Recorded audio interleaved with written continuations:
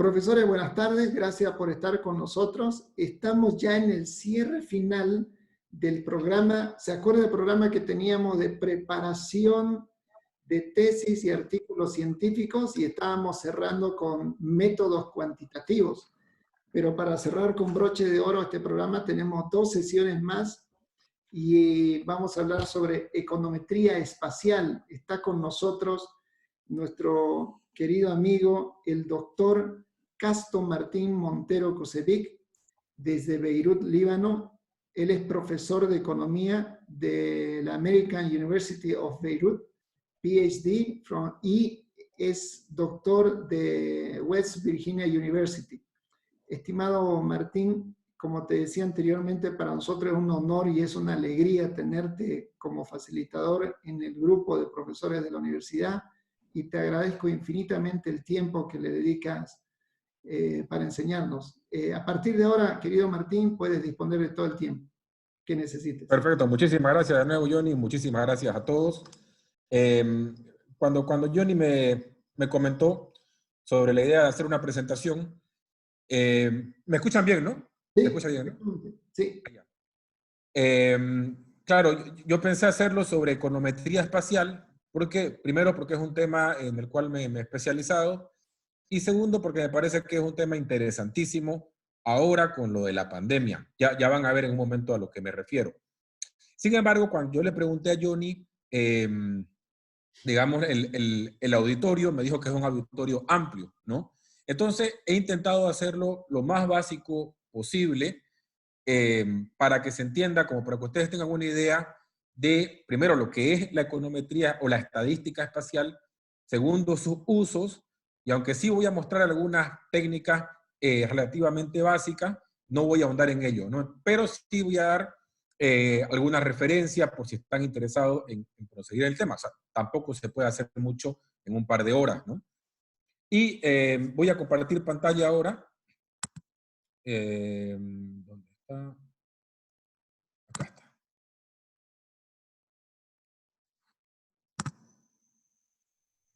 Bueno, y aquí... Full screen. Bueno, entonces voy a empezar la presentación y voy a dedicar relativamente bastante tiempo en la motivación, ¿no? Porque va a llegar un punto en la presentación que se va a volver bastante árido. Bueno, finalmente es estadística y es econometría, pero creo yo que mientras tengamos clara la motivación de la importancia que es desde la econometría espacial para el análisis, creo que si eso queda claro, yo quedo satisfecho porque finalmente les estoy abriendo a ustedes una nueva ventana que pueden usar en sus futuras investigaciones. Y déjenme empezar con este mapa. Este es el mapa de Santa Cruz.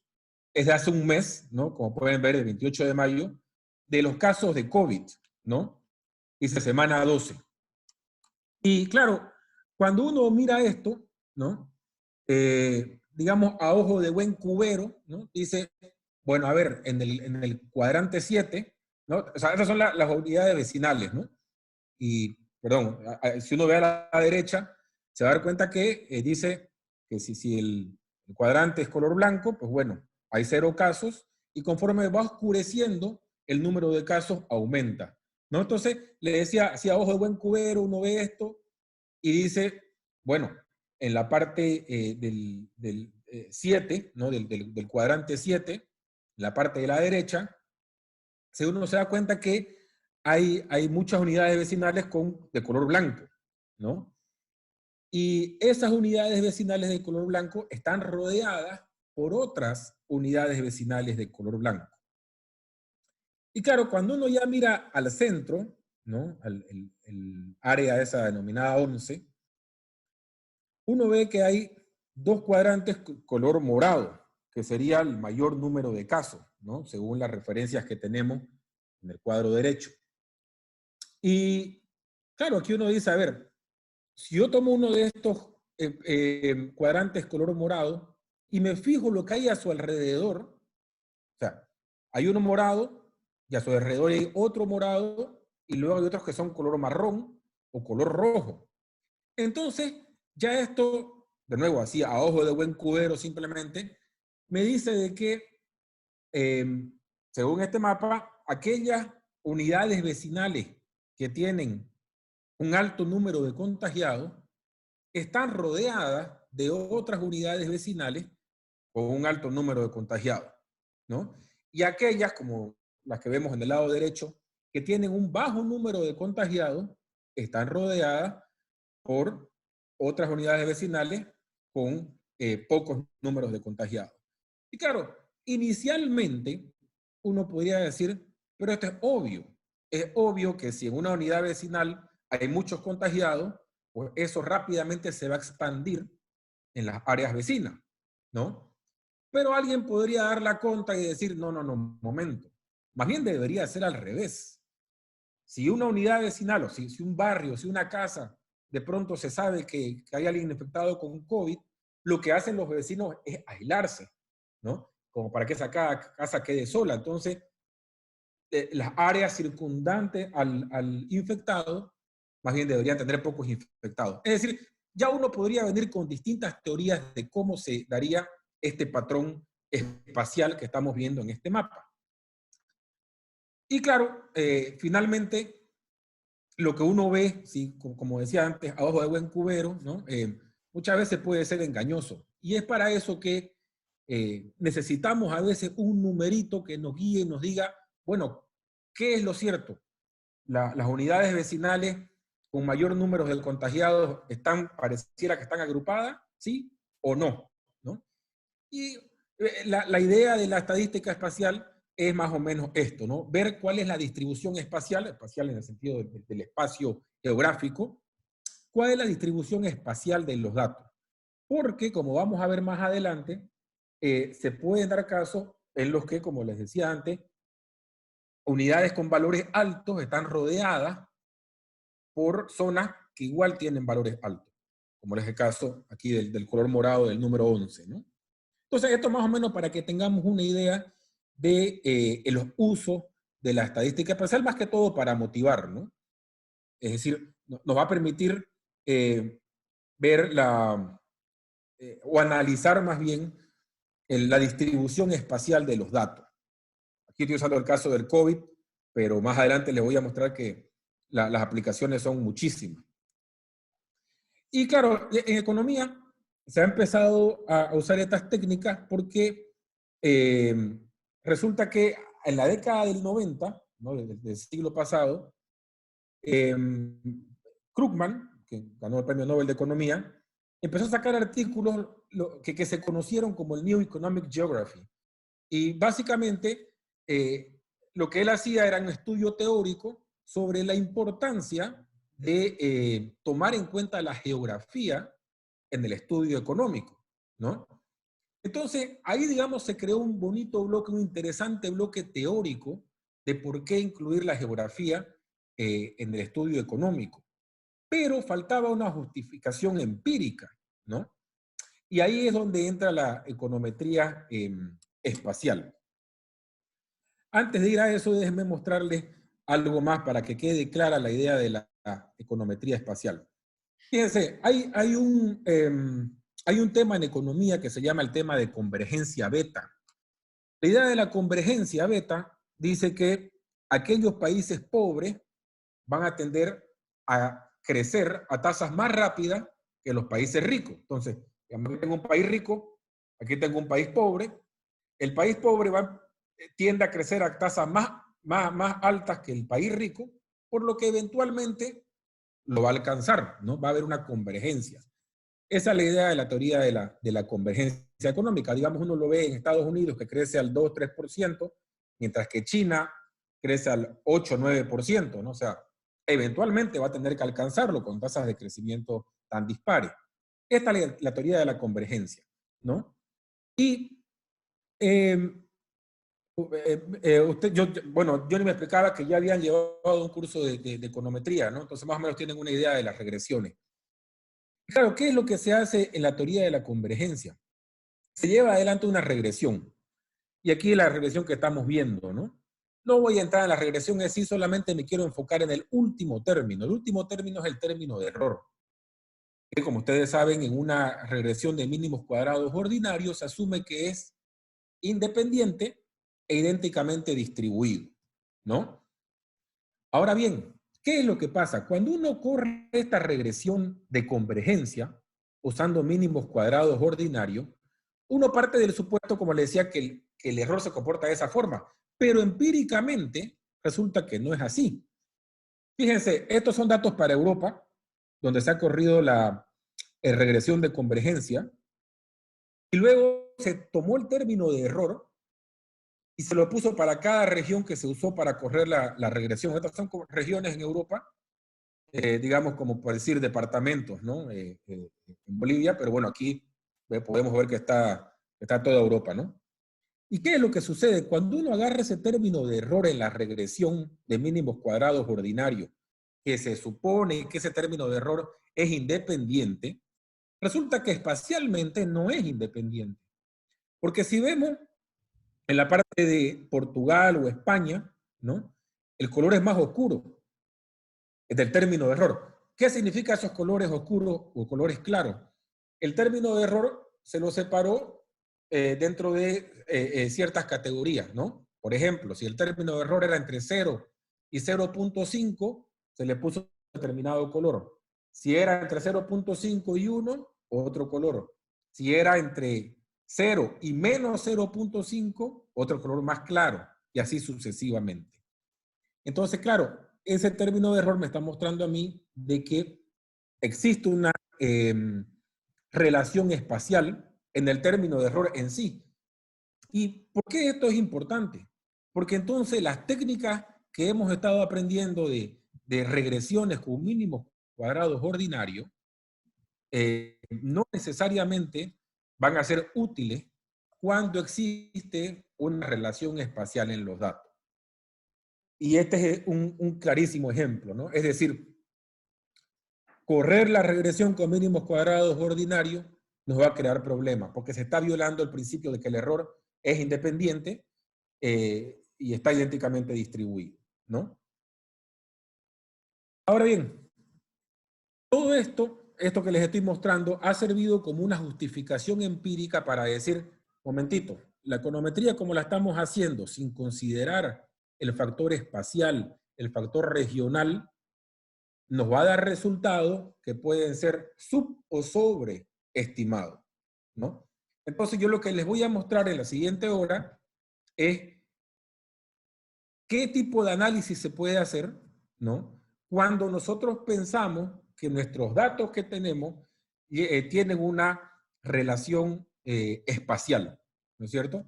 Lógicamente, uno de entrada hace una hipótesis, ¿no? Y supone que los datos pueden o no tener una relación espacial. Ya serán los resultados los que corroboren o no la hipótesis. Y si corroboran que en efecto hay una relación espacial, entonces tendremos que usar las herramientas de análisis adecuadas, por lo cual el mínimo cuadrado ordinario que vemos en econometría quedarían un poco, tendrían que ser dejados de lado momentáneamente, ¿no? Ahora bien, ¿qué tipos de datos son los que se trabaja en la econometría espacial o en el análisis espacial de los datos? Hay dos tipos de datos, ¿no? Los datos continuos y los datos discretos. Yo, en lo personal, solamente he trabajado con datos discretos, no he trabajado con datos continuos, pero datos continuos, por ejemplo, es cuando se ve la cantidad de dióxido de carbono en las regiones, ¿no? Y claro, uno puede decir, pues sí, si uno agarra regiones, seguramente las regiones con mucho dióxido de carbono estarán rodeadas por otras regiones con mucho dióxido de carbono, porque se supondría que tal vez haya una concentración de personas en esa área, ¿no? Pero claro, si uno piensa en el dióxido de carbono, es un dato continuo, ¿no es cierto? Pero también se puede trabajar con datos discretos. Yo en lo personal he trabajado con datos discretos, como le decía, y he analizado, por ejemplo, el PIB per cápita en las regiones de Bolivia, ¿no? El PIB per cápita finalmente es un dato discreto, ¿no? Es decir, se lo puede ver en un continuo, pero es un dato discreto dentro de una región. Pero también se puede usar las técnicas espaciales para ver los fluidos de tráfico, ¿no? bueno, ahora en el caso que les mostraba, el número de infectados por COVID. O si uno está usando mapas, los mapas se los puede pixelear y lo que tuviésemos son los cuadraditos, que son áreas regulares. Yo he trabajado con áreas irregulares, por ejemplo, los departamentos de Bolivia, que sin duda son áreas irregulares, ¿no es cierto? Entonces, se puede trabajar con una cantidad de datos variada, ¿no? Por lo que seguramente en el trabajo, los trabajos que ustedes estén haciendo, las investigaciones que estén haciendo, van a encontrar cómo asociar los datos que tienen con el análisis espacial, ¿no? Ahora, quiero entrar un poquito porque yo he estado hablando de que hay una correlación espacial, pero quiero hablar un poquito de eso para definirlo, para que estemos todos en la misma página. Hay una máxima en la geografía, ¿no? que la hemos tomado prestada en econometría espacial, y dice que todas las cosas están relacionadas entre sí, ¿no? Pero las cosas que están más próximas en el espacio tienen una mayor relación que las que están distantes, ¿no? Es cierto, o sea, a mí me afecta más lo que hacen los que están a mi alrededor que los que están lejos de mí. Entonces, con esta idea en mente, ¿no? Uno puede analizar datos y seguramente los fenómenos que uno esté observando podrán aportar información sobre lo que pasa en áreas contiguas a ese lugar donde está el fenómeno que estamos observando. Entonces, cuando hablamos de dependencia espacial, básicamente nos referimos a eso, ¿no? A la relación que existe dentro de un espacio geográfico entre la variable de interés. Ahora, esta parte de la definición es un poquito árida, ¿no? Pero la tengo que explicar porque nos va a ayudar más adelante a comprender los datos espaciales. Fíjense, cuando hablamos de datos normalmente, o para hacer nuestras regresiones con mínimos cuadrados ordinarios, o cualquier análisis estadístico que uno haga, uno agarra los datos, ¿ya? Digamos, peso, ¿no? Estamos viendo el peso de las personas y levanta los datos, ¿no? Los recolecta, los tabula y ya está, ¿no? Ahora bien, ¿qué diferencia hay con los datos en el análisis espacial? Es que en los datos con análisis espacial, nuestros datos tienen dos dimensiones, ¿no? Por un lado está el dato en sí que estamos viendo, digamos el peso, pero por otro lado está el área donde ese dato se encuentra. Entonces, ahora ya tenemos dos dimensiones. Por eso es que vemos ahí un R cuadrado, digamos, es un producto cartesiano, básicamente. Por darles otro ejemplo, queremos ver el número de infectados del COVID, ¿no? Digamos, en el departamento de Santa Cruz. Entonces, claro, cuando empiezo a levantar los datos, yo puedo decir, hay, ¿cuántos hay ahorita? 15,000 infectados en Santa Cruz, en el departamento, ¿ya? Pero al decir 15,000 infectados en el departamento de Santa Cruz, solamente estoy dando el dato total. Ahora bien, cuando ya hablamos de datos espaciales, yo voy a decir, hay 15,000 infectados y 10,000 están en tal provincia, 3,000 están en esta otra provincia. Entonces, se dan cuenta que ya en ese caso, el dato al que me estoy refiriendo está indexado a un índice espacial, o sea, está indexado a la región donde se encuentra el dato. Y lo que vamos a ver es si es que el saber dónde se encuentra el dato me produce a mí, o me otorga, mejor dicho, mayor información, ¿no? No sé si quedó claro eso. Entonces, lo que vamos a ver es justamente la correlación, ¿no? De una espacial de una variable consigo mismo. Lo que le mostré aquí al comienzo. Fíjense, fijémonos en ese cuadrante morado, ¿no? En el número 11. Yo quiero ver la relación, el número de infectados de COVID en ese cuadrante, ¿ya? Un momentito, por favor. Gracias. Quiero ver el número de infectados en ese cuadrante, o sea, la Z que yo decía antes, que está indexada al área espacial, la relación con las otras unidades vecinales, ¿no? Y quiero ver si es que realmente existe una relación espacial, o sea, con los vecinos. A eso es lo que nos referimos acá cuando decimos que lo que vamos a ver es la correlación de la variable Z, es decir, el número de infectados en un área SI, dice, o sea, en el cuadrante 11, con, o sea, punto y coma, Z, el número de infectados, pero en otra área geográfica, el área SJ, ¿ya?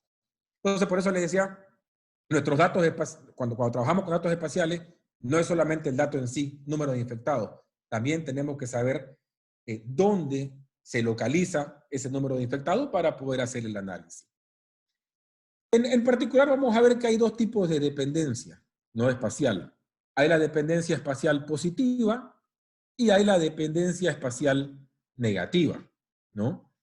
¿Qué significa la dependencia espacial positiva? Significa que los objetos que están cercanos geográficamente o espacialmente tienden a tener valores similares, ¿no? Por ejemplo, si uno va y pregunta el precio de las fotocopias ahí en los establecimientos que están cerca de la U, ¿no? En Hernando Sanabria, ¿no? Se va a dar cuenta que los precios tienden a ser muy similares, ¿no? O sea, esto es lo que se conoce como clusters, ¿no? Y claro, porque por la dura competencia que hay, ninguna fotocopiadora se puede dar el lujo de cobrar un precio más alto. Otro ejemplo, uno se fija en los países en África, ¿no? Y uno tiende a asociar África con pobreza. Claro, cuando uno se fija el ingreso per cápita de los países en África, ¿no?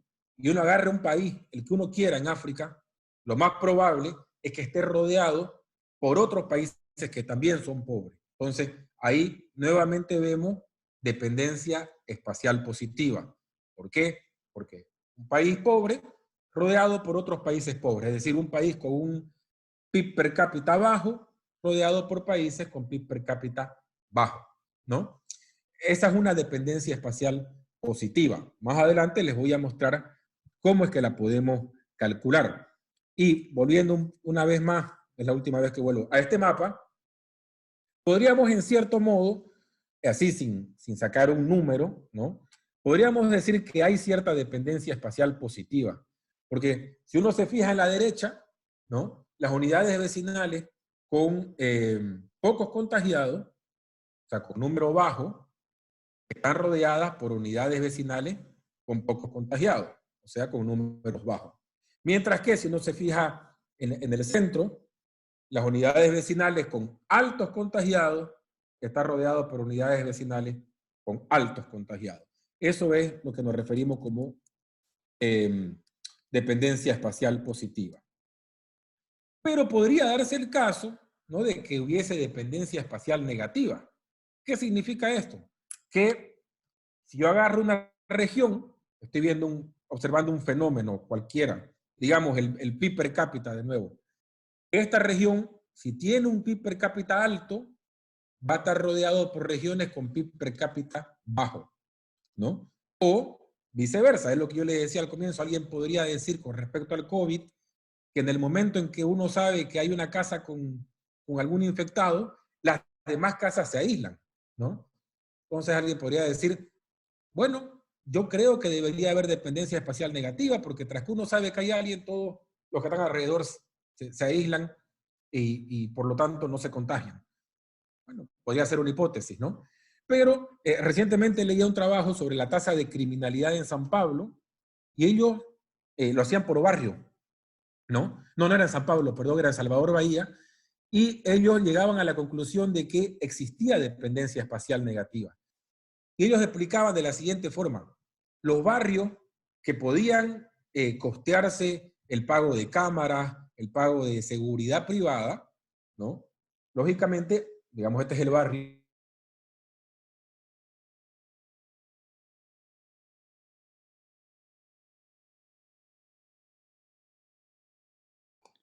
Creo que se fue la señal. Ahuyentaba atraer a los ladrones, ¿no? Entonces, se veía que barrios con bajas tasas de criminalidad estaban rodeados por barrios con altas tasas de criminalidad. Eso sería una dependencia espacial negativa, ¿no? Ahora bien, cuando uno habla de datos espaciales, estas observaciones espaciales se constituyen por agregación. El número, por ejemplo, el número de infectados de COVID en una unidad vecinal. O sea, el espacio que estoy usando es la unidad vecinal. Y la observación que estoy viendo es el número de contagiados. Pero yo también podría decir el número de contagiados ya no por unidad vecinal, sino por provincia, ¿no? Que es un espacio geográfico más grande. O podría decir el número de contagiados por departamento, ¿no? O sea, ¿a dónde es lo que quiero apuntar? Que hay distintos niveles de agregación, ¿no? Para usar el caso de Sudamérica, digamos, y siguiendo con el ejemplo del COVID, yo puedo verlo a nivel país, o puedo enfocarme en Bolivia y verlo a nivel departamento, o a nivel provincia, incluso a nivel municipio. ¿Por qué es importante esto? Porque los bordes en los que se encuentran los individuos los van a definir ustedes en el momento de la investigación, ¿ya?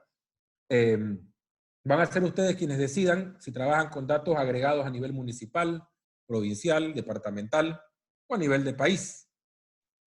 Y esto tiene toda una rama de estudio en la econometría espacial que se llama el MAUP, ¿no? Que justamente estudia el problema relacionado con esta arbitrariedad, porque al final es arbitrario, ¿no? Yo decido trabajar con este nivel de agregación, ¿no?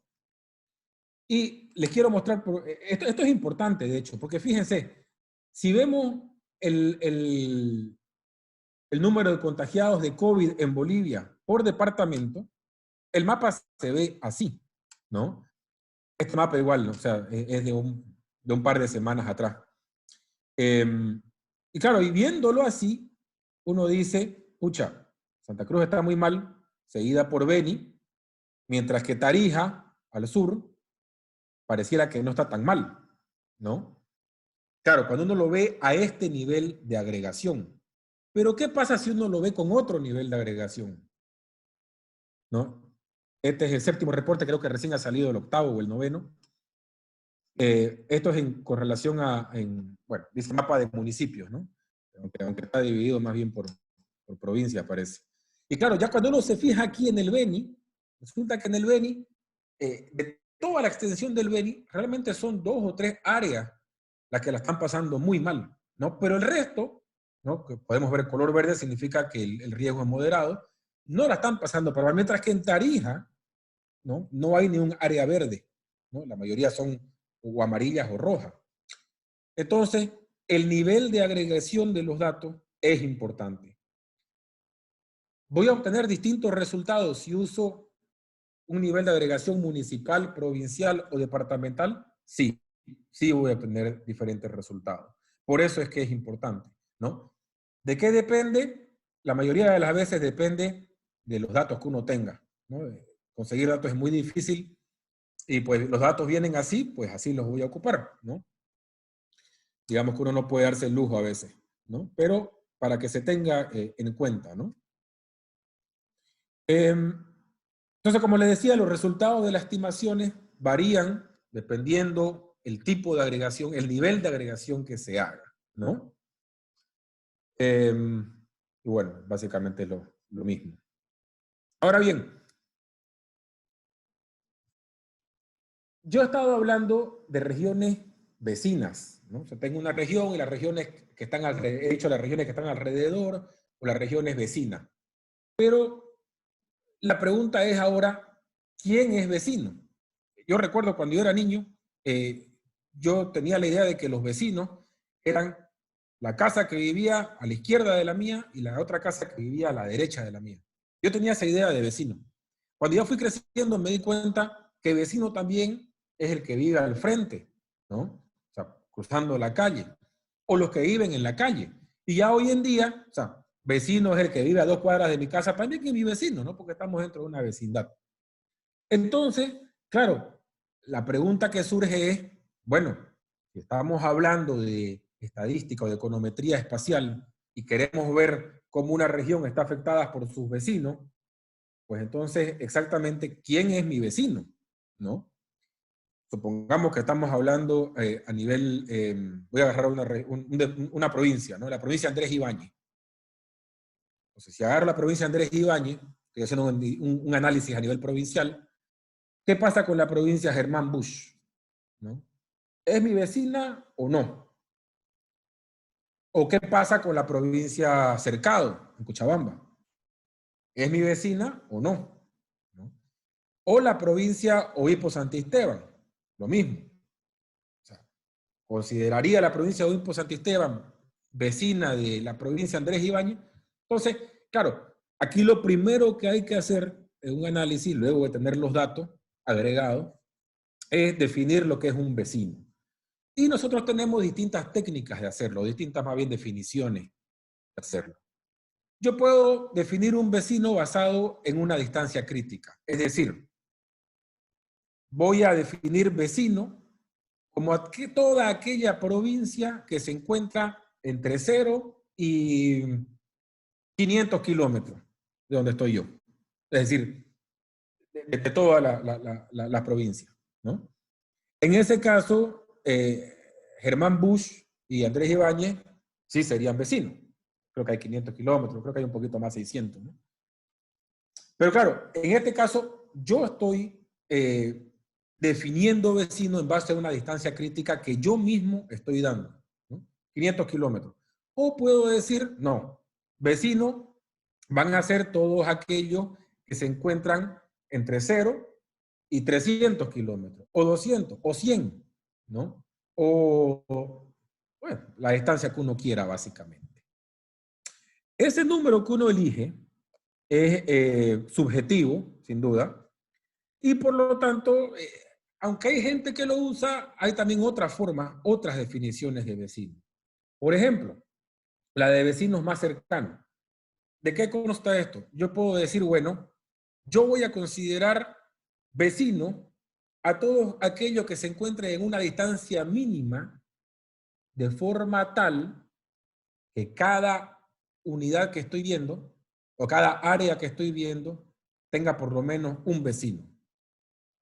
Sí, sé que lo que dije suena como que dije, como cantinflesco, pero miren, piénsenlo así. El área metropolitana de Santa Cruz, La Guardia, Cotoca, Guarne, todo eso es el área metropolitana de Santa Cruz. Pero no hay otra área metropolitana que sea vecina con Santa Cruz, ¿no es cierto? A diferencia de las provincias. Cuando uno ve las provincias, todas las provincias tienen un vecino, por lo menos. Pero cuando ya ve zonas geográficas que no comparten un borde en común, como las áreas metropolitanas, ¿no? Digamos que tengo muchas áreas metropolitanas desperdigadas, ¿no? Pero ninguna es vecina, entonces yo voy a decir, bueno, voy a definir vecino, perdón, voy a definir la distancia mínima como aquella que me permite que al menos tengan un vecino. Es decir, de todas las áreas metropolitanas que tengo, la que menos vecinos va a tener es un área X y esa va a ser la distancia mínima. Por supuesto que van a haber otras áreas metropolitanas que con esa distancia mínima van a tener más de un vecino. Y luego están los vecinos basados en la contigüidad. Esta es quizás la más sencilla, la más fácil de entender. Si volvemos aquí al mapa de Bolivia, ¿no? ¿Quiénes serían los vecinos de Santa Cruz? Pues Beni, Cochabamba y Chuquisaca. Y ya está. ¿Y Tarija está ahí cerquita abajo? Sí, pero no tienen una frontera en común, ¿no? Entonces esa es otra forma de definir vecino que es basado en la contigüidad, ¿no? Si tienen una frontera en común. Ahora bien, ya tenemos nuestros datos, ¿no? Ya hemos definido los vecinos, ¿no? Y luego, ¿qué hacemos? Luego lo que tenemos que hacer ya es la parte, digamos, si se quiere, operativa, ¿no? Es la parte donde ya hay que empezar a crear algo que se llama la matriz de vecindad, si se quiere, ¿no? Hay distintos tipos de matrices. Las que yo voy a explicar acá es básicamente la matriz basada en límites, en frontera, pero hay la matriz basada en distancia y hay la que es una combinación de ambas. Entonces, bueno, aquí está la definición de matrices basadas en límites, pero no quiero entrar a la definición en sí. Quiero más bien irme al ejemplo y luego volver a la definición. Miren, esta es como se vería una matriz de vecindad. Recuerden, hemos definido vecino como aquellos basados en la contigüidad, el número 3, aquí en la diapositiva. Entonces, vecino es todo aquel que está a mi lado. Bueno, ¿qué es lo que me muestra esta matriz? Fíjense, cada fila dentro de esta matriz, se van a dar cuenta que hay 9 filas y 9 columnas, ¿ya? Cada fila en esta matriz representa un departamento. Los he ordenado de forma alfabética. Entonces, la primera fila representa el departamento Beni, la segunda el departamento Chuquisaca, Cochabamba, La Paz y así sucesivamente, ¿ya? Con las columnas sucede lo mismo, en el mismo orden. La primera columna, la de más a la izquierda, representa el departamento Beni, la segunda el departamento Chuquisaca, Cochabamba, La Paz y así sucesivamente. Ahora bien, Beni y Chuquisaca. Entonces, me fijo si Beni, quiero fijarme si Beni y Chuquisaca son vecinos. Entonces, Beni es la primera fila, ¿no es cierto? Beni es la primera fila. Chuquisaca dijimos que sería la segunda columna, ¿no es cierto? Porque están ordenados en el mismo orden. Fila y columna están ordenados en el mismo orden. Entonces, como Beni es la primera fila y Chuquisaca la segunda columna, pero ni Beni ni Chuquisaca son vecinos, entonces va a tener ahí un número 0, que es el que pueden ver. Es el segundo numerito en la primera fila. No es un 0. ¿Qué pasa con Beni y Cochabamba? De nuevo, estamos en la primera fila, que es la fila de Beni, y ahora voy a la tercera columna, que sería Cochabamba. ¿Beni y Cochabamba son vecinos? Sí, son vecinos. ¿Tienen frontera en común? Entonces le voy a poner ahí un número 1. Vamos con la cuarta columna. La cuarta columna pertenece a La Paz. De nuevo, sigo en la primera fila del Beni. Beni con La Paz. O sea, fila 1, columna 4. ¿Son vecinos? Son vecinos. Entonces le pongo un 1. Vamos con la quinta columna. Sería Oruro, ¿no? Entonces, fila 1, columna 5. ¿Beni y Oruro son vecinos? No son vecinos. 0.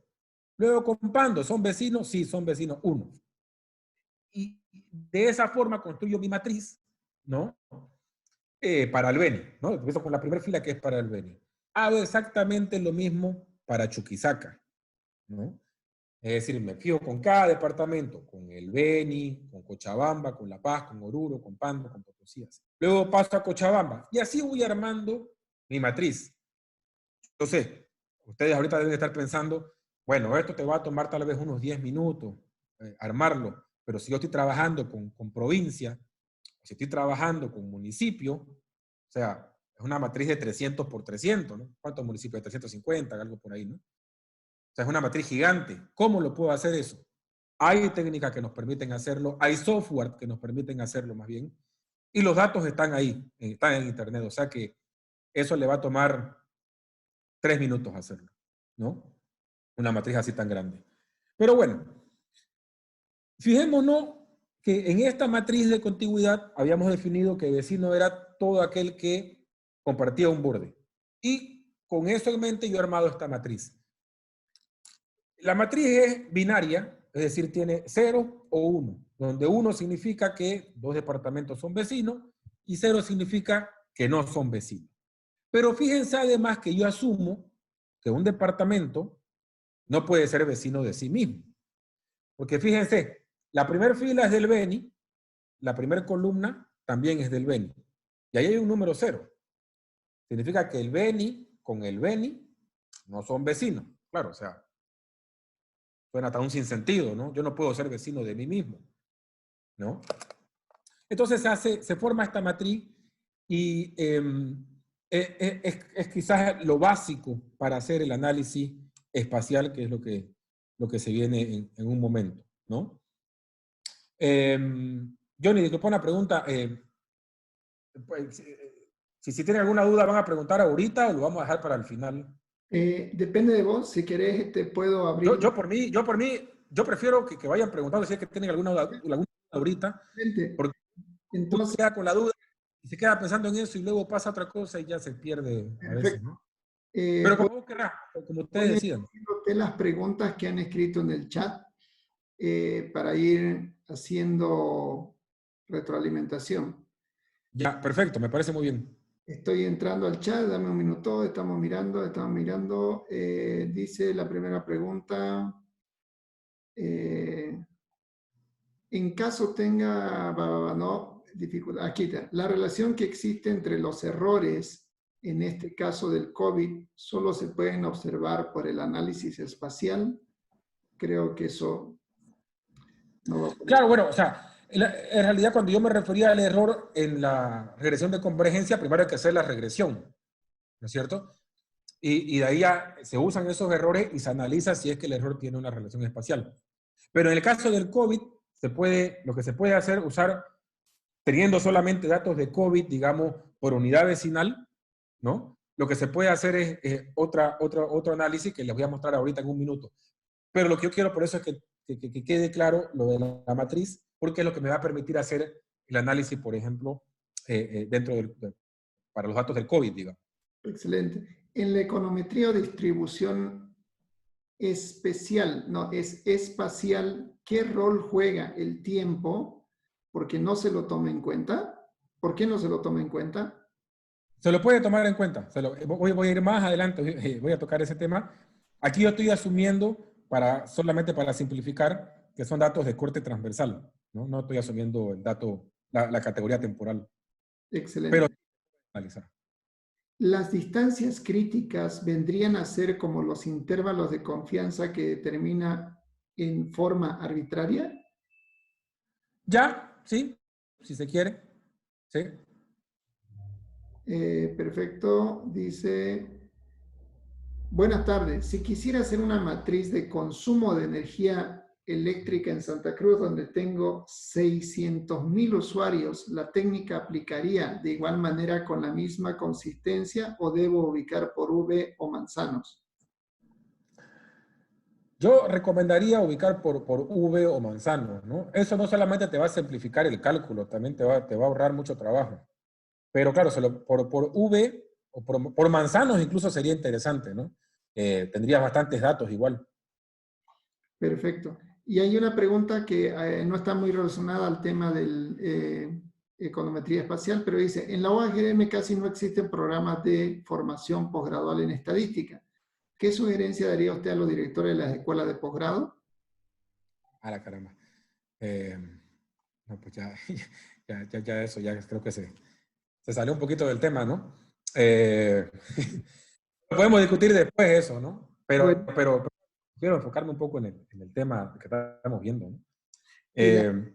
Pero es cierto, a ver, tenemos limitaciones en la Gabriel. Yo lo sé, yo salí de la Gabriel y sé que hay limitaciones, pero al final les voy a dar alguna sugerencia en cuanto a software y en cuanto a libros que los pueden ocupar y con un poquito de voluntad se puede. Pero bueno, volviendo al tema de la matriz. Entonces, hemos formado nuestra matriz de contigüidad, ¿no es cierto? Con 0 y 1. ¿Cuál es el siguiente paso? El siguiente paso es normalizar la matriz, ¿ya? ¿Qué significa normalizar? Significa que todos esos unos que vemos ahí, los voy a convertir, los voy a transformar de forma tal que cada fila sume 1. Por ejemplo, fíjense, sigamos con el Beni, con la fila número 1. En el Beni tengo 1, 2, 3, 4 números 1, ¿no? Porque el Beni tiene 4 vecinos. Pando, La Paz, Cochabamba y Santa Cruz. Si yo divido entre 4, ¿no? Va a quedar un cuarto, un cuarto, un cuarto y un cuarto. Solamente enfóquense en la fila del Beni, ¿no? Si lo divido entre esos 4 número 1, los divido entre 4, va a quedar un cuarto, un cuarto, un cuarto, un cuarto. Y cuando yo sumo un cuarto más un cuarto más un cuarto más un cuarto, son 4 cuartos. 4 cuartos de pollo es un pollo entero. Entonces, los 4 cuartos me va a dar 1. ¿Ya? Entonces, ¿qué hago con eso? Eso es lo que se conoce como la normalización. ¿Ya? Fíjense, para el caso de Tarija, que es el último, la última fila. Tarija solamente tiene 2 vecinos, Chuquisaca y Potosí. Para normalizarla, lo que voy a hacer es dividir ese número 1 entre 2. O sea, va a quedar un medio y un medio. Un medio más un medio es 1. ¿No es cierto? Y la matriz ya normalizada se ve así. Ya, así es como se ve la matriz normalizada, donde si ustedes suman cada fila, van a tener 1. ¿Ya? Para Santa Cruz, por ejemplo, que tiene 3 vecinos, sería 0,33, 0,33 y 0,33. Bien. Ahora voy a ir a la definición recién, ahora que ya tenemos una idea, voy a ir a la definición de esta matriz de contigüidad. ¿Qué es una matriz de contigüidad? Simplemente es un método que se basa en agarrar dos pares dos pares de unidades. En realidad es un par, ¿no? Son 2 unidades espaciales. Y ver si es que tienen un borde o frontera en común. Si fuese, le pongo un 1, y si no fuese así, les pongo un 0. Es exactamente lo que vimos acá. Ahora bien, hay distintos tipos dentro de este tipo de matrices, hay distintos tipos de matrices de contigüidad. Está la matriz reina, la matriz torre, la matriz alfil. Para quien juega ajedrez, sabrá que la reina se mueve para arriba, para abajo, para derecha, para izquierda y en diagonal. La torre solamente se mueve horizontal o vertical, y el alfil solamente se mueve en diagonal. ¿Por qué es importante esto? Miren esto. Digamos que estamos viendo los vecinos de los negros, ya de las casillas negras. Negras y casillas blancas. Y la pregunta es, ¿cómo defino yo vecino? Si yo lo defino como todo aquel que está, con el cual yo comparto una frontera, ¿no? Y voy a definir los vecinos en el sentido reina, significa que el primer cuadrito negro que vemos arriba a la izquierda tiene 3 vecinos, 2 blancos y un negro. ¿Ya? Ahora bien, digamos que yo uso otra definición, la definición de vecino en base a la torre. En ese caso, la misma casilla negra que está arriba a la izquierda, la primera casillita, solamente da 2 vecinos. El blanco que está a un lado y el blanco que está abajo. El negro con el cual tiene solamente un piquito, ya no sería un vecino.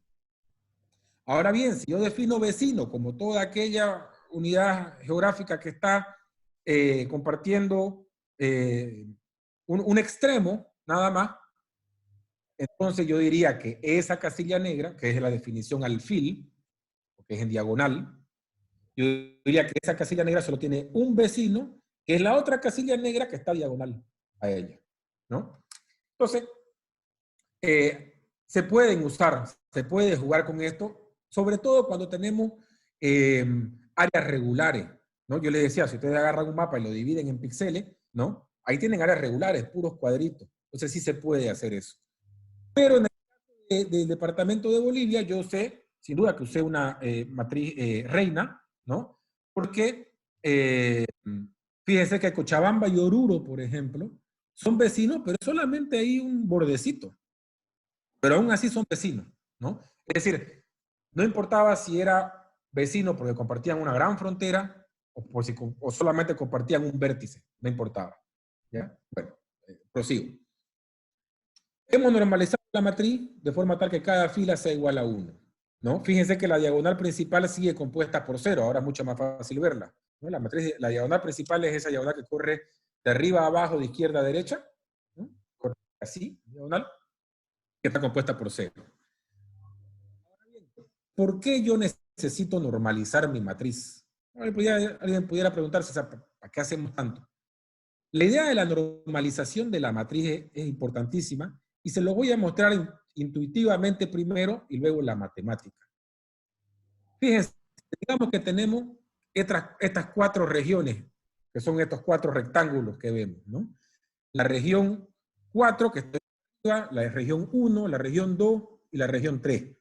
La I significa región, ¿ya? Región 4, 1, 2 y 3. Es cierto que hay un espacio entre todas las regiones, ninguna está pegadita, pero supongamos que estén pegadas, ya supongamos que ese espacio blanco no existe. Entonces yo lo primero que hago aquí es mi matriz de contigüidad, ¿ya? La primera fila va a ser para la región 1, la segunda fila para la región 2, la tercera fila para la región 3 y la cuarta fila para la región 4. Y mi matriz de contigüidad va a ser una matriz de contigüidad reina. Es decir, no va a importar que tengan todo un lado o solo un borde de vecindad. Entonces, fíjense, la primera área, o sea, la región 1, I igual 1. ¿Cuántos vecinos tiene? Tiene 2 vecinos, ¿no? Arriba está el vecino 4 y a la derecha está el vecino 2. ¿No es cierto? Entonces, cuando yo pongo mi matriz, pongo 2 y 4. Perfecto. La región 3 está bien aislada, solo tiene un vecino. ¿No es cierto? La región 2. Entonces ahí el número 1. Luego, o sea, yo sé que estoy sonando repetitivo porque es igual a lo de Bolivia, pero es más corto. Pero van a ver por qué se lo estoy explicando de nuevo.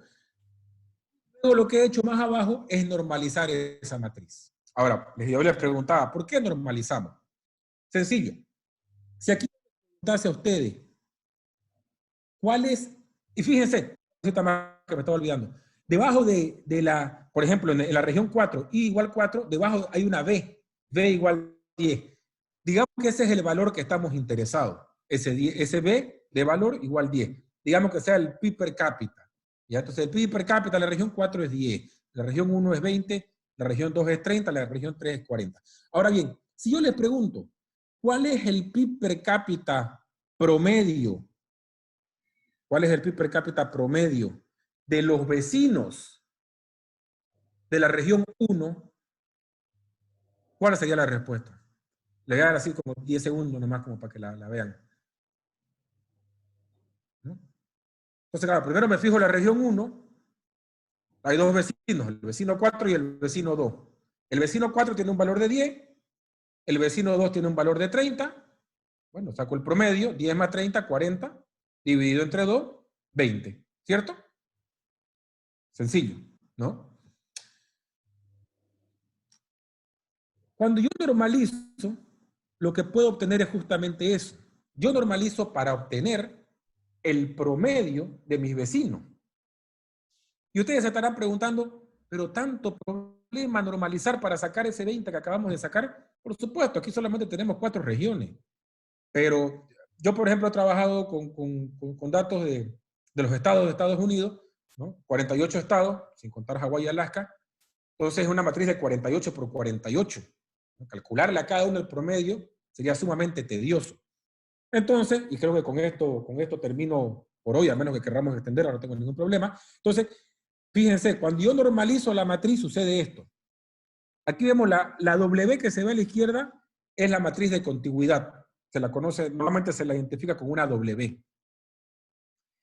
Si yo multiplico esa matriz W por mi vector de datos, W por el valor de Y1, de la región 1, de la región 2, de la región 3, de la región 4, sería igual a, y es lo que estamos viendo acá, ¿no? Esa matriz que vemos, matriz de contigüidad, que ha sido estandarizada por el vector Y1, Y2, Y3 y Y4. No sé si a lo mejor si alguien se ha olvidado de multiplicación de matrices, es sencillísimo. Fila por columna. Entonces, la primera fila por la columna de Y. 0 por Y1, más 0.5 por Y2, más 0 por Y3, más 0.5 por Y4. ¿Cuál es el resultado? Y2 más Y4 dividido entre 2. Fíjense, cuando yo les pregunté acá, ¿cuál es el promedio de los vecinos de 1? Dijimos, vecino de 1 es I4, I2. El valor de I4 es 10, el valor de I2 es 30. 10 más 30, 40. Entre 2, 20. Y si nos fijamos, más abajo está el resultado y en efecto es 20. Entonces, multiplicar la matriz de contigüidad por un vector con los valores, manteniendo el mismo orden, obviamente, me da como resultado un nuevo vector. Y ese vector me muestra el promedio de los vecinos. Entonces, ese 20 que vemos en la última matriz, bueno, dije vector, ¿no? Al final, si es una sola columna, pues es un vector, ¿no? Pero esa última matriz bien abajo a la derecha, ese 20 me dice que el valor promedio de los vecinos de la primera unidad es 20. El valor promedio de los vecinos de la segunda unidad es 23,3. El valor promedio de los vecinos de la tercera unidad es 30 y de la cuarta es 25. Veamos los últimos dos para ver si es cierto. Si vemos la unidad número 3, solo tiene un vecino, que es la unidad número 2. El valor de la unidad número 2 es 30, por lo tanto, el promedio de los vecinos de la unidad 3 es 30. Y por último, veamos a la unidad número 4. La unidad número 4 tiene dos vecinos, I igual 1 e I igual 2. El valor del vecino 1 es 20. El valor del vecino 2 es 30. Entonces, si yo quiero sacar el promedio de esos vecinos, serían 20 más 30 entre 2, 25.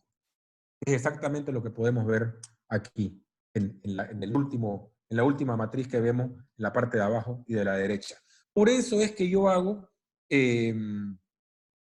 la normalización, ¿no? Y para terminar con lo de la normalización, volviendo al caso de Bolivia, yo decía, fijamos en la fila del Beni, Beni tiene 4 vecinos, lo cual significa que normalizada, la fila del Beni va a ser un cuarto para cada vecino. Básicamente es una especie de promedio ponderado, ¿no? O sea, significa que a cada vecino del Beni le voy a dar una ponderación de 0.25. Como tiene 4 vecinos, pues a todos les voy a dar una ponderación igual de un cuarto, ¿no? Entonces, yo creo que con eso ya más o menos queda clara espero más bien que quede clara la intuición de la normalización de la matriz. Y finalmente, ya con esto termino lo de las matrices, yo puedo formar matrices no basadas, como les decía, no basadas en la contigüidad, como hemos hecho acá, sino basadas en distancia. Pero no voy a entrar a definir eso, porque no hace falta de momento. En realidad no se usa la distancia como tal, se usa el inverso de la distancia. Porque mientras más lejos, mayor distancia, ¿no es cierto? Por lo tanto, el inverso de eso va a ser un número más pequeño, significa que mientras más lejos, menos peso va a tener, digamos, ¿no? Johnny, ya ha pasado 1 hora y 5 minutos. No sé si los colegas, los compañeros quieren seguir unos 10 minutos más o lo dejamos ahí. Yo preferiría pasar unos 10 minutos más, medio para terminar lo que me falta, pero depende de usted, la verdad. No, por favor, con toda confianza, querido Martín. Más bien te leo las 2 preguntas que están para que puedas continuar. Dice, ¿este método está referido al Kriging? Hay una pregunta que dice, ¿este método está referido al Kriging? K-R-I-G-I-N-G. ¿Cómo? Deletrarlo de nuevo, por favor. Este método está referido al Kriging, K-R-I-G-I-N-G.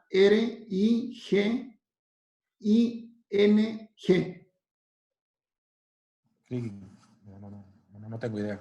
Perfecto, le vamos a abrir después el micrófono y dice la siguiente, que más que una pregunta es si nos puede facilitar el material y las referencias que acaba de mencionar, le vamos a agradecer un montón. Perfecto. Claro. Está, de hecho, aquí tengo una sugerencia sobre los libros para usar y los software, ¿no? Hay mucho más software, pero esas son mis sugerencias muy particulares. Pero claro. Y muchos nos están diciendo, sigamos, por favor, está muy interesante, que siga, por favor. Vamos, seguimos. Bueno, entonces vamos para adelante. Bueno, entonces, a ver, ya habíamos recolectado nuestros datos, ¿no? Dijimos. Ya habíamos definido lo que era el vecino, ¿no? En nuestro caso, para hacerlo sencillo, aunque hay matrices basadas en distancia, les decía, pero vamos a usar la matriz de contigüidad, ¿no? O sea, vecino es el que tiene un borde, una frontera en común. Ya está, listo. Y ya hemos normalizado nuestra matriz, ¿no? De forma tal que cada fila sume a la unidad. Ahí tenemos, hemos hecho ya 3, 4 pasos, perfecto. Ahora bien, ¿qué hago con eso? Pues bueno, ahora ya tengo yo suficiente dato como para ya tener un numerito de correlación espacial. Y aquí yo quiero ser claro con lo de la correlación espacial. Imagínense, digamos, que uno está en el medio del bosque en una noche cerrada y no tiene linterna ni brújula y, bueno, no sabe para dónde ir. Digamos, tenés linterna ya, pero no tenés brújula, no sabes a dónde ir. Listo, te fregaste. Pero si al fondo ya ves una lucecita que más o menos, bueno, igual y a lo mejor en medio del bosque te come el tigre, ¿no? Pero al menos ya sabes, digamos, que tenés que ir para allá. Estos números de correlación espacial, digamos que más o menos esa es la idea, ¿no? Nos va a dar una idea, nos va a dar una intuición, no más que una intuición, nos va a dar una idea, y nos va a dar una idea numérica, ¿no? Un valor numérico. Entonces hay que tomarlo así, ¿no? Como se toman muchos de los resultados que uno tiene en estadística. Y que esta correlación espacial nos va a ayudar a entender qué tan similares o tan diferentes son los datos según las regiones o las unidades espaciales que hubiésemos definido, ¿no? Habíamos dicho que hay una correlación espacial puede ser positiva, cuando una región, los datos de una región son altos y los vecinos también son altos, o negativa, si los datos de esa región, el dato que estamos observando es bajo y los de los vecinos también son bajos. Y entre las técnicas más sencillas está la cuenta de junturas, que es la más sencilla para esa, no hace falta más que saber contar. El Moran's I, ¿no? Bueno, Moran's I, el nombre en inglés, el I de Moran, ¿no? El C de Jerry, pero en la literatura, igual, incluso en español se lo conoce como el Jerry C, y la función de correlación espacial. Yo solamente voy a explicar las dos primeras, cuenta de juntura y Moran's I, el I de Moran. No voy a explicar el C de Jerry, ni voy a explicar la función de correlación espacial. Eso me tomaría, para empezar, que ni siquiera lo he preparado, explicar esas dos porque es demasiado intenso ya. Pero sí voy a explicar estas dos primeras, ¿no? Que son muy importantes. Y ya luego de eso, y ya básicamente termino por hoy, ¿no? ¿Cuál es la cuenta de juntura? Cuenta de juntura, recuerden lo que yo les decía, los datos espaciales tienen dos dimensiones. El dato en sí está indexado además a un área espacial, ¿no? Entonces el dato y el espacio. Entonces, en la cuenta de juntura, lo que yo hago es primero definir mi evento, ¿no? Digamos acá, mi evento es las casillas negras, ¿no? Entonces voy a definir el evento casillas negras como 1, y si no hay casillas negras, pues 0.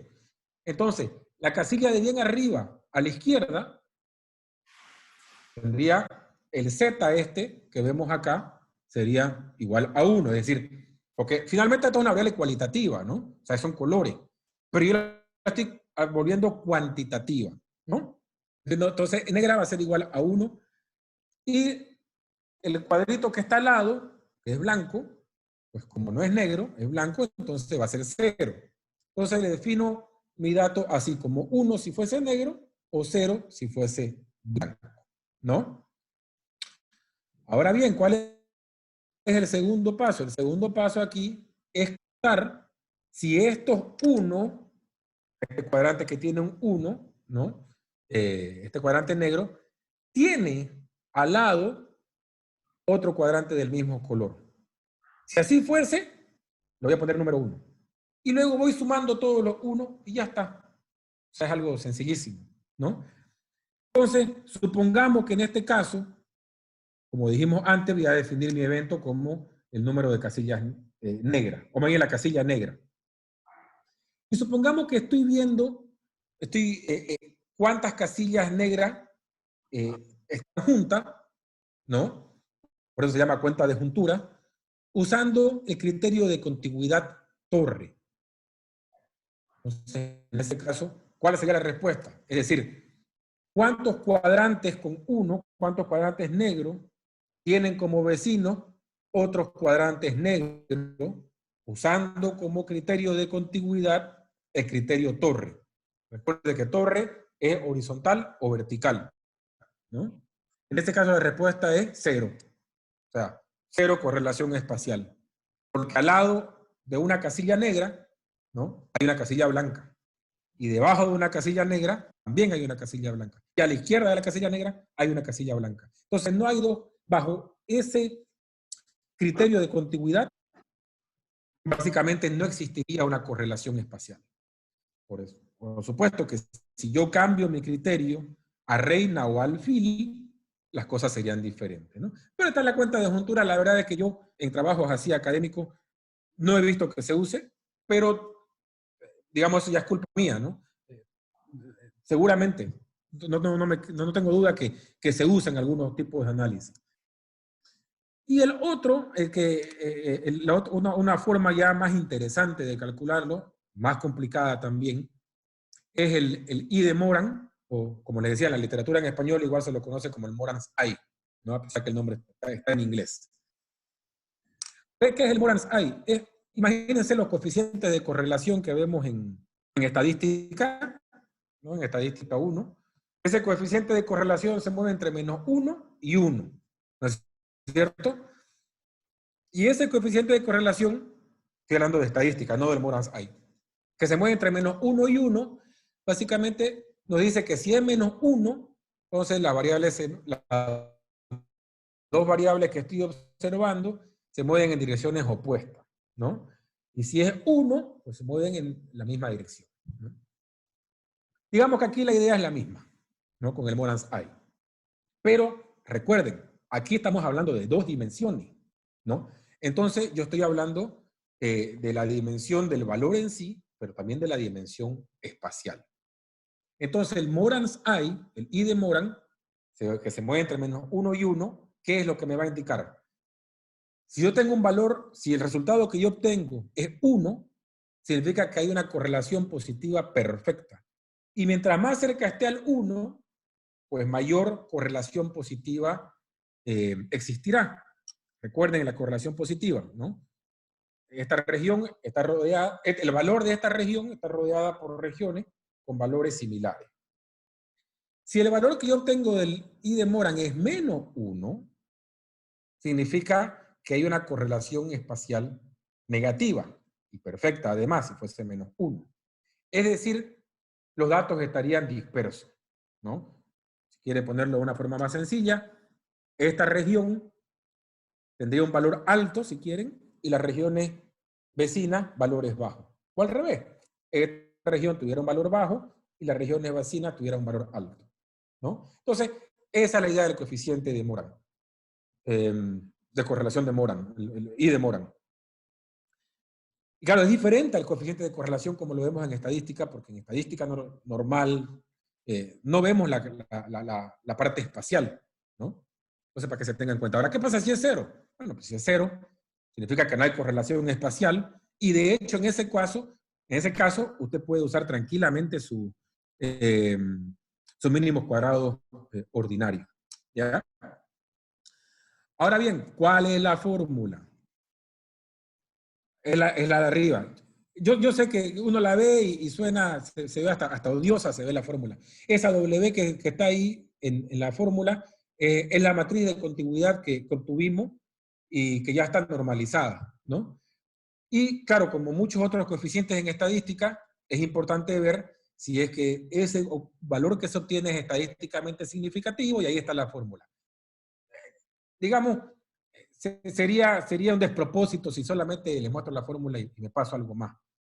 Quiero un poquito desglosar la fórmula y mostrarles la intuición. Tampoco da tiempo para hacer un ejemplo, ¿no? Pero es cierto, si ustedes quieren hacerlo a mano, le van a tirar toda una tarde. Pero con el software apropiado, ese resultado lo obtienen en un clic, literalmente en un clic, ¿ya? Pero para que entendamos un poco la intuición de la fórmula, fíjense, bien abajo he puesto la fórmula del Moran's I, y debajo la fórmula del coeficiente de autocorrelación, o sea, correlación de una variable consigo mismo, ¿no?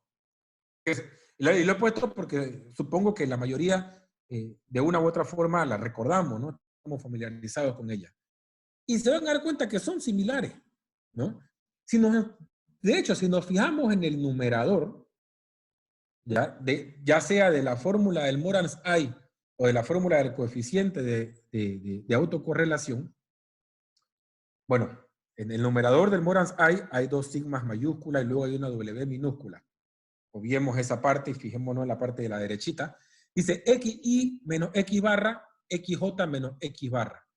Lo único que estoy haciendo es el valor X en la región Y menos el promedio del valor de X por el valor de X en la región J menos, de nuevo, el valor de X en total, ¿no?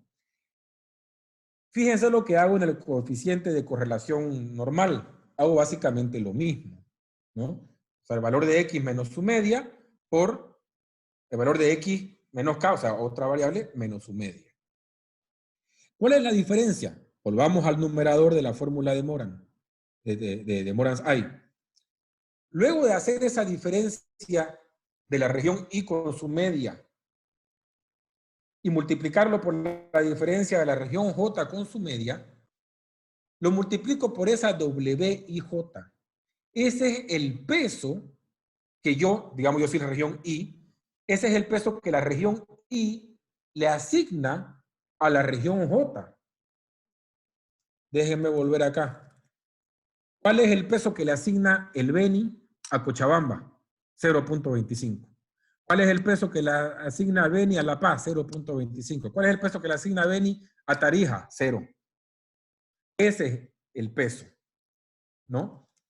Entonces, esa WIJ que ven ahí es el peso que le asigno. Lógicamente, en algunos casos va a ser 0, porque el peso que se le da es 0. ¿Ya? Y si nos fijamos en el denominador, lo que hacemos es básicamente estandarizarlo por la varianza, ¿no?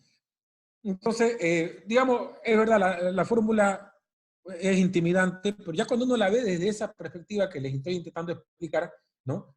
Como un coeficiente de autocorrelación ponderado, si se quiere, bueno, ya resulta como que más amigable, ¿no? Y, bueno, ya esto sí, ya casi para terminar. Faltan 3 diapositivas más y termino lo que tenía planeado para hoy. Si yo quiero calcular el coeficiente de el Morans-Ay para este tablero, ¿no? Y supongamos que defino como vecino, uso la definición de torre de vecino, ¿ya? Y supongamos que, bueno, la casilla negra le voy a asignar un valor de -1 para tener un número para calcular, ¿no? Porque aquí, si se fijan en la fórmula de Morán, necesito obtener un promedio. Y a la casilla blanca le voy a dar un valor de 1, o sea, -1 y 1. ¿Ya? Esos son los valores que le voy a dar. Y yo quiero calcular la I de Morán en este caso, pero definiendo vecino usando el criterio de torre. ¿Cuánto creen ustedes que sería el Morans-Ay? ¿Sería -1? ¿Sería 0? ¿Sería 1? Sin calcularlo. Así, la intuición. ¿Qué más o menos, qué les dice? Por si alguien quiere abrir su micrófono y responderlo. En este minuto somos 203 personas hasta el momento. Están abiertos los micrófonos. O que escriban la respuesta ahí. O que escriban la respuesta en el chat. Perfecto. Es que les podría dar la respuesta, pero así si la piensan un poquito es más interesante.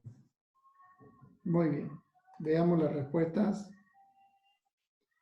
Estamos con el profesor. Un profesor dice 0, otro profesor dice 0. 3 profesores dicen 0. Ya, perfecto. Yo esperaba la respuesta de 0, que es errónea, pero la esperaba. Porque claro, fíjense, hemos usado el criterio de torre, ¿no? Hemos ocupado el criterio de torre. Y fijémonos, por ejemplo, en la primera casilla de arriba a la izquierda, la casilla negra. La casilla negra solamente tendría, bajo el criterio de Torre, solamente tendría 2 vecinos. La casilla blanca que está a la derecha y la casilla blanca que está abajo. Entonces, una casilla negra está rodeada por 2 vecinos en este caso, pero está rodeada por casillas que son enteramente opuestas. O sea, si el valor de la negra es -1, está rodeada por vecinos que tienen 1, nada más. ¿No es cierto? Fijémonos las casillas del medio. ¿Ya? En la segunda fila, la segunda columna, esa casilla negra. Segunda fila, segunda columna. Esa casilla negra, de nuevo, usando la definición de Torre, tiene 4 vecinos. Y los 4 son blancos, ¿no? Entonces, ese valor de -1 está rodeado por 4 valores de 1. Y si nos fijamos en la casilla blanca, sería lo mismo. La casilla blanca que está al lado, esa casilla blanca está rodeado de 4 negras. Entonces, fíjense, en este caso, sin necesidad de calcular el Moran's I, el análisis que estoy haciendo y la intuición me va a decir que en realidad el coeficiente que voy a tener de Moran va a ser de -1. Es decir, va a haber una correlación espacial, pero negativa.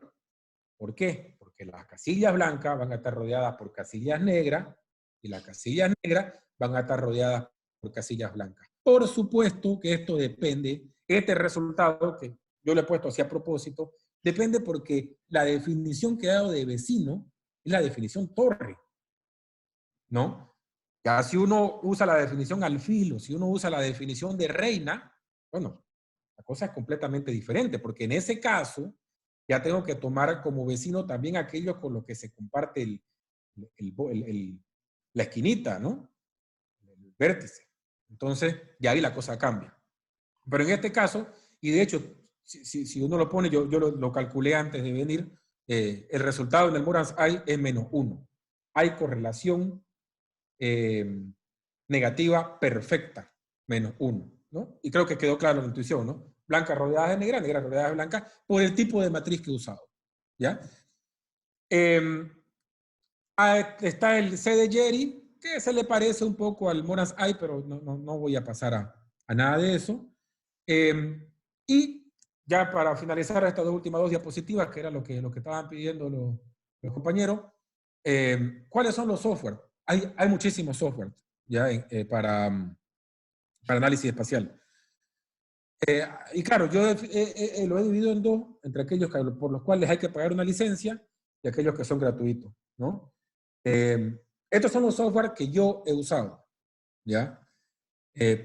Por eso no he puesto los otros, porque quiero hablar de mi propia experiencia. El software que yo más he usado, y es el que me gusta, y es el que sigo usando, y no creo que lo vaya a cambiar, es el primero, es MATLAB, ¿ya? Seguramente si hay profesores de ingenieros, ellos lo usan bastante. Luego está el ArcGIS, el Stata, el SAS. El que menos me ha gustado de todo eso es el SAS, ¿no? Pero bueno, si ustedes tienen experiencia con SAS, pues pueden usar. También hay software que son gratuitos. El ERE yo lo usé durante bastante tiempo, pero ya hace 10 años casi, dejé de usarlo.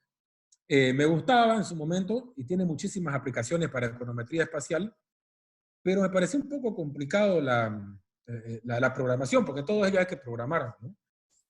Pero es gratuito y eso siempre pues es bienvenido, ¿no? Y el OpenGeoda, y el Geoda Space, el de más abajo, es maravilloso. El OpenGeoda es maravilloso, es gratuito, es un software muy lindo, muy amigable, digamos, una especie de Excel si quieren, ¿no? Con mapas y todo. Y haciendo clic, clic, clic, uno puede empezar a sacar resultados. Es muy lindo el Geoda. Yo ya no lo uso porque para el tipo de análisis que yo hago no lo necesito, ¿no? La última vez que lo usé igual fue hace unos 12 años tal vez atrás. Pero sí he usado bastante el MATLAB. Ya lo dejo a criterio de ustedes, ¿no? Para que prueben. Y en cuanto a los libros, están los siguientes, ¿no? Sí es cierto, la mayoría están en inglés, bueno, todos de hecho están en inglés. El primer libro, yo he encontrado versiones en PDF, están gratuitas en internet, no sé si habrá algún derecho de propiedad intelectual, pero sí los he encontrado en bastantes veces. Y es un libro increíble, increíble. El primero de ellos, el de James Stage y Kelly Pace. Se parte del principio de que uno ya tiene cierta idea, no cierta idea, tiene idea sobre econometría. Digamos, un curso de econometría básica sería suficiente, ¿no? Para meterle a ese libro. Los otros libros que están más abajo, el de Luke Anselin del 88, un poquito complicado, y bueno, el último, el de abajo, el de Giuseppe Arbia, es ya bastante pesado, ¿no? Pero el primero, sí, si están interesados, se los recomiendo, es un libro maravilloso, muy fácil, muy ameno. Y bueno, con esto termino por hoy y mañana ya empiezo con la parte de econometría como tal, luego de esta larguísima introducción. Excelente, querido Martín. La verdad que te agradezco, aprendí muchísimo el día de hoy. Estoy abriendo los micrófonos para los profesores. Quiero pedirle a todos que puedan abrir sus micrófonos para darle un aplauso a Martín, por favor. Muchas gracias, Martín. Gracias, Martín, por haber estado con nosotros. Buenísimo. Oh, brother. Gracias. No sé si hay alguien que quiera hacer una pregunta o decirle algo. Está haciendo frío, que están bien abrigaditos. Sí. Oye, ¿tú qué ves aquí? ¿Este es prednisona o es...? No sé si es prednisona, profesora, pero si alguien quiere decirle algo a Martín, pueden comentarle. Están los micrófonos abiertos. Si alguien quiere consultarle algo. Por cierto, mañana tenemos la segunda parte, ¿no es cierto? Que la segunda parte más interesante porque es una investigación que yo he hecho más o menos para mostrar una aplicación, ¿no? Entonces va a ser más... No se pierda mañana, porque mañana está nuevamente Martín a las 3 en punto para mostrar la aplicación real sobre la inversión pública en Bolivia, pero desde una perspectiva de la econometría espacial. A mí me parece interesante, así que vamos a estar de las 2:30 en punto esperándote, Martín.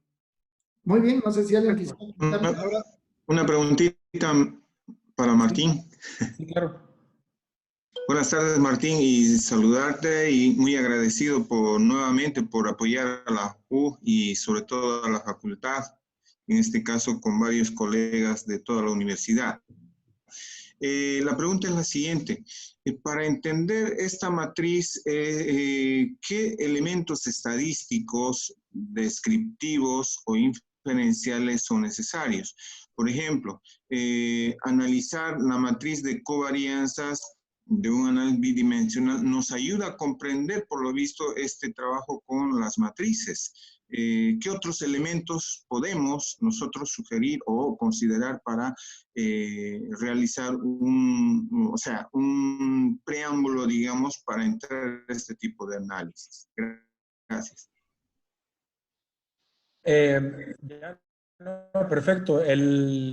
Digamos, para la parte básica que sería, o sea, si alguien está interesado sobre el Morans I, digamos, ¿no? Y nada más, estadística básica, ¿no? Como bien decía usted, digamos, ahí la varianza, la covarianza, básico que uno lo estudia, ¿no? En primer año, primer semestre, segundo semestre de la universidad, es más que suficiente. Si uno quiere la parte ya de la econometría espacial, o sea, y fíjense que he dejado de lado la parte de probabilidades, no hace falta, ¿no? Pero ya para la segunda parte, que es lo que voy a mostrar mañana, obviamente yo lo voy a poner en facilito, pero ya se necesita un curso de econometría, ¿no? Por lo menos de econometría básica, porque es cierto, el software finalmente no hace falta, pero la econometría básica es, o sea, sin eso no se podría hacer, ¿no? Sin necesidad de ir mucho más allá. Entonces, esas serían las dos cosas, ¿no? Para la parte de la econometría espacial, la econometría básica, suficiente, si pueden leer el libro de la Sage, que les decía, con econometría básica, se pueden leer los primeros los primeros 3 capítulos. Gracias, Martín. Muy claro, bien. Raúl. ¿Alguna otra pregunta que haya? Perfecto. La palabra. Sí, profesor Richard, buenas tardes. Buenas tardes. Bueno, Martín, el método que nos acaba de explicar, bueno, es un método para mí nuevo, pero bueno, en el paquete que usted indicaba en el ArcGIS, manejan por lo menos dos métodos de distribución espacial, que es el IDW, que es el inverso de distancia, que usted lo mencionaba, y el otro, el probabilístico, ¿no? Que justamente agarra la covarianza, que es la semivariograma, que va a depender de la distancia. Entonces, Perdón, profesor Richard, sin querer le apagué el micrófono, profesor Richard, mil disculpas. Profesor Richard. Sí, ahora sí. Mil disculpas, mil disculpas. No, la pregunta era que en el programa que usted menciona, hay una herramienta que se llama geoestadística, que justamente analiza los datos espaciales a partir de su propiedad de ubicación, es decir, la coordenada XY, que justamente nos va a determinar la dirección de a dónde corresponde una mayor covarianza o una menor varianza. Entonces, está en función de la dirección, que puede ser esférico o bueno, cualquier otro tipo de modelo, y yo puedo encontrar algunas relaciones de las variables. En este caso, utilizando este modelo para lo que son las variables, modelos que usted acaba de mencionar, tienen un corte determinístico, ¿no? Que está en función a la distancia, que usted puede justamente corroborar con algún criterio para poder realizar esta matriz. Por eso es que en el mapa que usted presenta al comienzo, hay una limitación ahí que llama la atención. Hola, ¿sí? Llama la atención porque el comportamiento de una variable quizás no tenga una frontera específica como la que usted marca en un cuadrante, digamos, ¿no? Puede ser que tenga un comportamiento continuo. Entonces eso va a estar en función de una distribución de probabilidades que requiere ser analizado a partir de una covarianza, como decía el compañero, hasta tal punto donde una variable incide en las otras a partir de este método que justamente usted explicaba, que es otro enfoque que me parece interesante, ¿no? No sé si es correcto la apreciación. No, estoy de acuerdo con usted. Si se van, a ver, dos cosas, ¿no? Cuando se habla de variables continuas, claro, el tratamiento, para empezar, es distinto. Y segundo, está lo que usted decía, ¿no? Que era el nivel de agregación, básicamente, que era lo que yo había explicado con respecto al MAUP, ¿no? O sea, este tema de que distintos niveles de agregaciones van a causar distintos resultados, ¿no? Y eso en el primer mapa, claro, hay un nivel de agregación en base a la unidad vecinal, pero por supuesto que los resultados van a cambiar. Pero no, estoy de acuerdo con lo que usted dice. Ahora, yo el ArcGIS dejé de usarlo hace muchísimos años, pero igual con el MATLAB tiene los paquetes de geoestadística y claro, tal como usted indica, ¿no? Se puede poner la latitud, la longitud y en base a eso sacar centroides y sacar distancia inversa y todo lo que usted quiera. Pero sí, estoy de acuerdo con usted en lo que dice. Gracias. La pregunta era que, va a disculpar, que, por ejemplo, lo que usted hablaba de los fenómenos naturales, lo que son el dióxido, o sea, el calentamiento, algún impacto en el tema ambiental específicamente, tiene un comportamiento de distribución espacial, digamos, continua. Tiene, claro. Entonces, hay modelos que actúan de esa forma y otros que son determinísticos, digamos, que está determinado por una causa que es conocida. Entonces, estos modelos espaciales actúan básicamente dependiendo del tipo de datos, por ejemplo, ¿no? Entonces, yo tengo que conocer qué características tiene mi base de datos. No sé si me puede... Claro, correcto. Pero eso es correcto, pero no veo, o sea, estoy de acuerdo con lo que usted dice, pero no veo si es que hay una pregunta ahí implícita o... El caso era que del análisis del COVID, ¿cómo se lo consideraría? ¿Como un dato Discreto. espacial discreto? Discreto. Está bien. Discreto porque finalmente son puntos, ¿no? Digamos, el contagio, ¿no? O sea, la persona contagiada se lo puede tomar como un punto, entonces sería como un dato discreto. Como un dato continuo, claro, usted se refería a ciertos fenómenos naturales, perdón, climatológicos. Sí, eso sí sería datos continuos. Se lo puede tomar como dato continuo. Incluso, fíjese, incluso el PIB, ¿no? Que es un número, ¿no? Y normalmente se lo puede tomar como algo continuo, ¿no? Pero se lo toma igual como un punto, ¿no? Se lo cierra y se lo toma como un punto, lo toma como discreto al final. Pero en el caso para responder su pregunta concretamente, sí, discreto. Bien, gracias. Bueno, excelente. Había una pregunta por acá que decía, ¿cómo corregir la visión espacial general de la segmentada? La visión espacial es diferente. ¿A qué se refiere con general y segmentada? No sé, Visión general. sí, no sé si está la profesora Marioli Castro. Buenas tardes, profesora Marioli. Veamos si está la profesora. Buenas tardes, ingeniero. ¿Cómo está? La verdad, la pregunta tenía que ver con el primer mapa que él nos muestra, ¿no? Del COVID, donde se muestra la diferencia entre Beni y Tarija. Y la percepción que se tiene en una primera instancia es que la infección fuera prácticamente la misma. Pero cuando ya uno mira de forma detallada o segmentada, observa que existen diferencias, ¿no? En distribución de enfermedad. A eso me refería. ¿Cómo podemos corregir esas percepciones diferentes? Ah, ya, no, perfecto. Es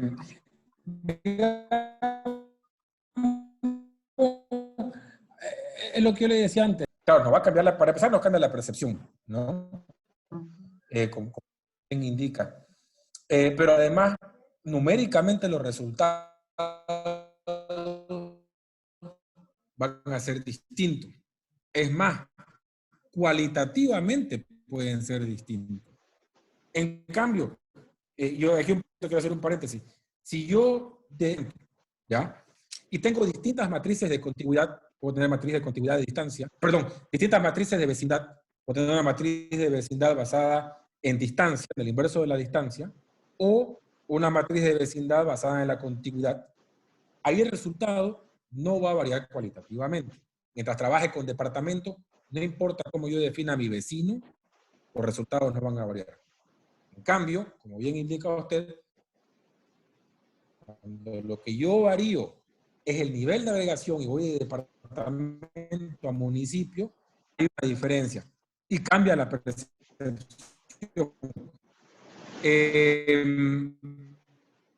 No es que exista y normalmente, o sea, un nivel de agregación mejor que otro, ¿no?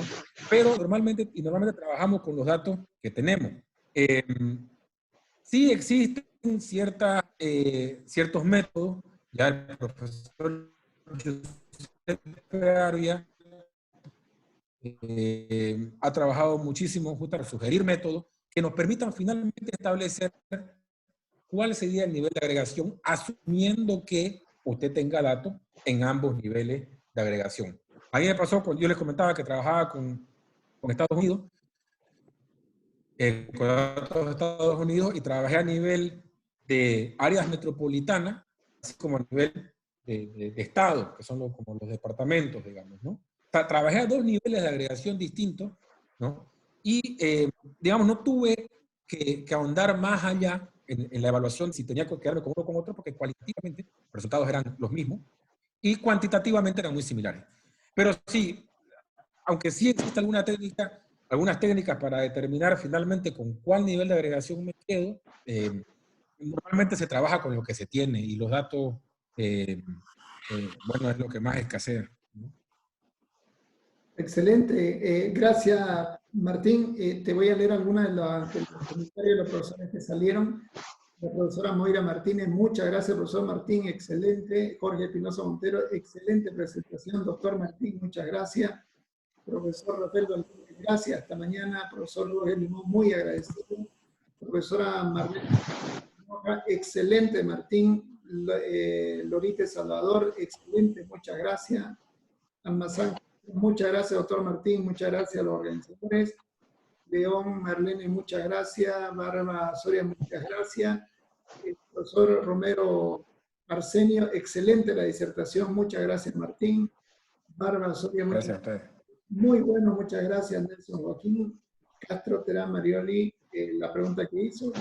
Raúl Manrique, excelente exposición. María Julieta Ledesma, muy buena exposición.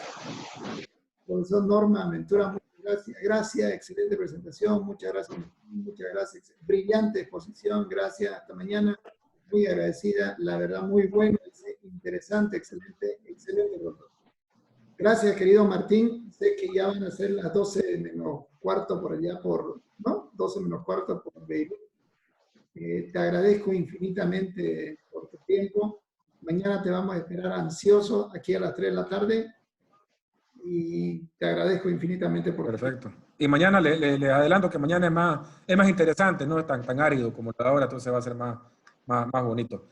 Gracias a ustedes y bueno, tengan un bonito sábado. Gracias, buenas Gracias, tardes. Martín. Adiós. Gracias. Hasta luego. Adiós. Gracias. Queda muy bien la camisa. Sí, Muchas gracias. Hasta mañana. Con el loguito de la... Muchas gracias. Hasta mañana. Gracias. Excelente exposición. Hasta mañana, gracias. Gracias, hasta mañana, hasta mañana. Mañana domingo nos veremos. Ya te volvemos a invitar. Muy agradecida. Gracias. Hasta mañana. Hasta mañana. Bien.